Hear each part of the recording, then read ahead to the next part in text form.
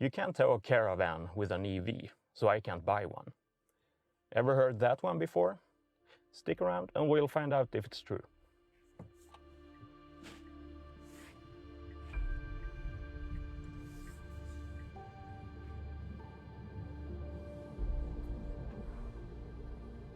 Hi there and welcome to Tesla Travels Europe. And I know what you're thinking, not another Tesla channel. But this really won't be that. That just happened to be the most popular EV people buy right now, myself included. This will, however, be a channel about traveling around in an EV with some kind of home away from home hooked up. So it doesn't really matter if your car of choice is a Tesla, an Audi, Mercedes or any other brand. If you like EVs and you like to travel or go camping, this might be for you. This will be my journey into hopefully getting some wheel-based accommodations. Stay tuned. If you're looking at getting an EV, or if you already have one, I bet you've heard it before.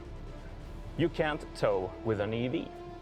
And for a long time that was basically true. Then in 2015 came the Tesla Model X, capable of towing 2,250 kilos, or 5,000 pounds. And while no other EV can match that towing capacity, there are now options available. The Audi e-tron and the Mercedes EQC can both tow a respectable 1,800 kilograms, and the Tesla Model 3 can now tow 1,000 kilograms. The car I own, a Tesla Model 3 long-range all-wheel drive built in the first half of 2019, can tow 910 kilograms. To see if the Model 3 really can tow a Caravan, I'm heading up to Vinslövs Fritidscenter to see if I can borrow a large old Caravan to use as a baseline for further testing.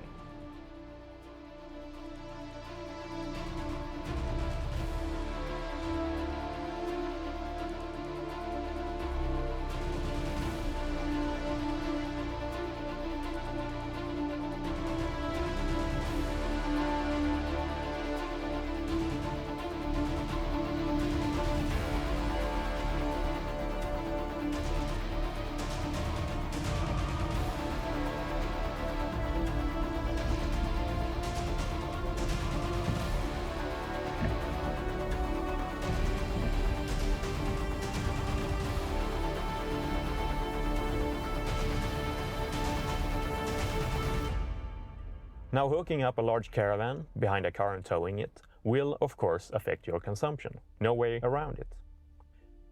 You will need to push a lot more air out of the way. You will have more weight to accelerate up to speed and get over hills. Another axle or two will add some rolling resistance. On top of that, most Caravans aren't all that aerodynamic, adding some induced drag. With an EV having a very efficient drivetrain, all that adds up to some serious consumption penalties, with the consumption increasing by 80 to 90% with a large Caravan, according to a test done by the Norwegian EV Association. I'll leave a link down below. If you drive a smaller car, like the Model 3, that might actually increase even more, since it has a smaller frontal area. A large SUV already has to push a lot more air out of the way, even without a Caravan. Now, if you drive a car running on petrol or diesel, you have a drivetrain that is nowhere near as efficient. You might have an efficiency of only 30% and a normal consumption of, say, 7 liters per 100 kilometers. If you do, then only 2 liters actually do any work. The rest turns into waste heat. So if we add a true consumption increase of 80% to those 2 liters, we only increase the total consumption to roughly 8.7 liters per 100 kilometers instead of the 7. That's only a 24% increase at the pump. And if you're used to burning most of your fuel for waste heat anyway, you might not care for such a small increase. With an EV though, it does have a real impact on range. This of course leads to more charging stops, which in itself isn't a bad idea.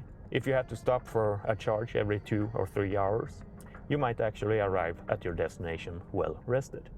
We'll get more into charging with a Caravan in a later episode. With a Caravan, you can sit down for a break and a meal while charging, so no need for fast food restaurants. And if you think the trip takes too long, well, you actually have a Caravan with you, so why not stop at a campsite on your way?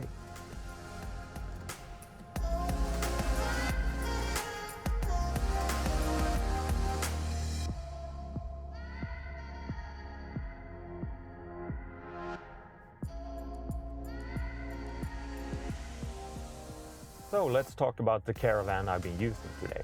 This is a Kabe Rubin from 1993. This Caravan weighs in at 870 kilos and with full payload 1080 kilograms. It sleeps 3 and has a large seating area in the front and a smaller dinette in the back. It has a kitchen with a gas hob, sink and cooler, a cassette toilet, a central heating system that can work on grid power or off-grid on gas. And even though it's an old Caravan, it has pretty much everything you need. And at only 6,000 euros or 57,500 Swedish crowns, it's probably gonna be sold soon. Now, this isn't a sponsored video, but if you're interested in this Caravan, you should visit Vinslövs Fritidscenter for more information. You'll find a link down below. Now, if you're like me and you really like efficiency, or if you have a smaller EV, maybe a smaller Caravan would be an option. A smaller Caravan could mean less weight and less rolling resistance, smaller frontal area and less drag. So maybe a teardrop Caravan or a really low Caravan. I will be testing more Caravans to see what fits an EV. Another option, if you enjoy sleeping in tents, would be a trailer tent. These fold down to a small covered trailer when you're traveling, and at the campsite folds out to a massive tent with sleeping cabins and everything. And personally, I like sleeping in tents, so I'm really looking forward to trying out some trailer tents. The Caravan I've been using today is a Kabe Rubin weighing in at 870 kilos. I have driven a total of 201 kilometers in both directions to cancel out wind and elevation as best as possible, climbing a total of 974 meters and using up 70 kilowatt hours of energy. The consumption with the Caravan was 347 watt hours per kilometer and without 145 watt hours per kilometer. All this at 80 kilometers per hour.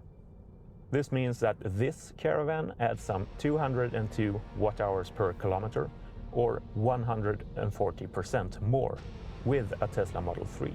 Both consumption tests took place on the same stretch of road in the same conditions, almost no wind, sunny and 5 degrees C. With these conditions, we should get a total range of 216 kilometers if we use the whole battery capacity on a long-range Model 3. Or we have an endurance of 2.5 hours between charges when driving the legal speed with a Caravan, which is 80 kilometers per hour or 15 miles per hour. You should, however, have some reserves when traveling with a Caravan, and we'll get more into planning your route in a later episode. Now, this test was done with a large old Caravan, so I'm thinking we can beat those numbers. What do you think? Comment down below.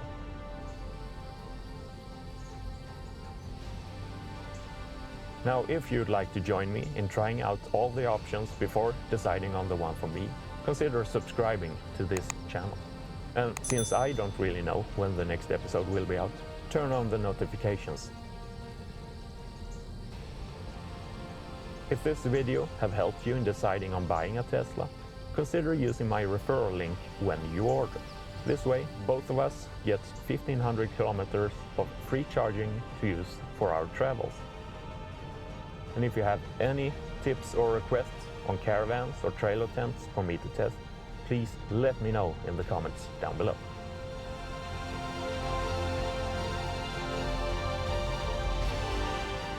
In the next episode, we'll have a look at how charging with a caravan or trailer tent works. And there will also be a choice between testing the Tab 320 or the Caretta 1500. Which one would you like to see? Comment down below.